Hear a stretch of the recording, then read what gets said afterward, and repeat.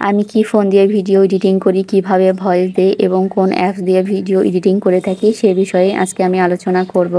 তো আজকে আমার এই ভিডিওটি কেমন লাগলো অবশ্যই তা কমেন্টে জানাবেন। আর আমার আজকের এই ভিডিওটি যদি আপনাদের ভালো লেগে থাকে অবশ্যই আপনাদের টাইমলাইনে শেয়ার করে রাখতে পারেন, যেন পরবর্তীতে আপনাদের কাজে লাগে। তবে এটা সত্যি যে ভিডিও এডিটিং যত ভালো হয় আপনার ভিডিও দেখতেও কিন্তু তত বেশি সুন্দর হয়, আর অডিয়েন্সও কিন্তু স্টে করে। আর আপনার ভিডিও এডিটিং যদি ভালো না হয় তাহলে কিন্তু অডিয়েন্সও স্টে করে না।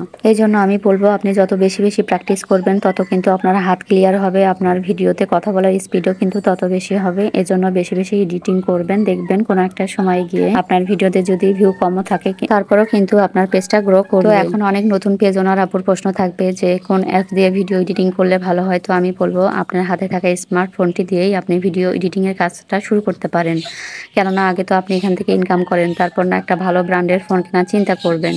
তো হাতে থাকা স্মার্টফোনটা দিয়েই কিন্তু আপনার এডিটিং যদি ভালো হয়, আপনি যদি সবটা শিখে যদি ভিডিও এডিটিং করতে শুরু করেন তো আপনার ভিডিওর কোয়ালিটি কিন্তু এমনিতেই ভালো হয়ে যাবে। তো অনেক আপুর প্রশ্ন থাকবে যে ভিডিওতে ভয়েস দিতে গেলে ভয়েস ওভার ব্যবহার করতে হয় কিনা। তো আমি বলবো ভয়েস ওভার ব্যবহার করতে হয় না। যে অ্যাপসটা দিয়ে আপনি ভিডিও এডিট করবেন, ভিডিওতে ভয়েস দিবেন, সেখানে কিন্তু ভয়েস দেওয়ার একটা অপশন আছে, সেখান থেকেই কিন্তু আপনি আপনার ভয়েস দিতে পারবেন। তো এখন আমি বলবো আপনি কোন অ্যাপস দিয়ে ভিডিও এডিটিং করবেন। তো ক্যাপকাট কিন্তু মাস্টার মাইন্ড একটা অ্যাপ, এছাড়াও আরও অনেক অ্যাপস আছে যেমন ইনশট, কাইনমাস্টার, এগুলো দিয়েও কিন্তু ভিডিও এডিটিং করা যায়।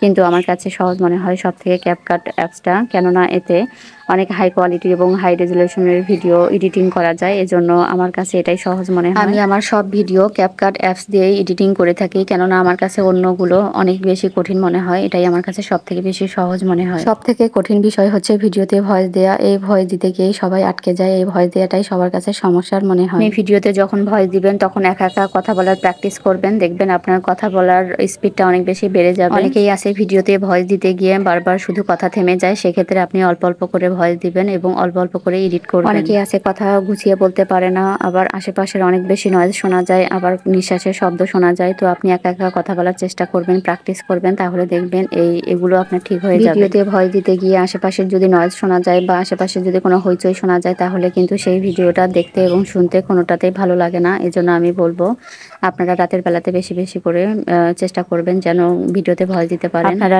নিরিবিলি এবং রাতের বেলাতে আপনার ভিডিওতে ভয়েস দেওয়ার চেষ্টা করবেন বেশি, কেননা রাতের বেলা কিন্তু আশেপাশের পরিবেশটা অনেক শান্ত থাকে আর আশেপাশে খুব বেশি নয়েজও আসে না। এজন্য করে ভিডিও কিন্তু দেখতে এবং শুনতেই ভালো লাগে। তারপরও যদি আপনার ভিডিওতে নয়েজ আসে তাহলে কিন্তু নয়েজ রিডাকশন নামে একটা অপশন আছে, ওই অপশনে যদি আপনি ক্লিক করেন তাহলে কিন্তু নয়েজটা আর শোনা যায় না। তো আপনি এভাবে কাজ চালিয়ে যান, দেখবেন কোনো একটা সময় গিয়ে আপনার পেজটা গ্রো করবে এবং আপনি ভালো একটা অবস্থানে দাঁড়িয়ে যাবেন। এভাবেই আপনি আপনার ভিডিওর কোয়ালিটি ভালো করবেন। মনে রাখবেন একদিনে কিন্তু কেউ সফল হতে পারে না, একদিনের চেষ্টায় কিন্তু কেউ কখনো ভালো কিছু গেইন করতে পারে না। তো আজকের আমার এই ভিডিওটি কেমন লাগলো অবশ্যই তা কমেন্টে জানাতে ভুলবেন না। আজকের মতো এখানেই বিদায় নিয়ে নিচ্ছি। আসসালামু আলাইকুম, খোদা হাফেজ।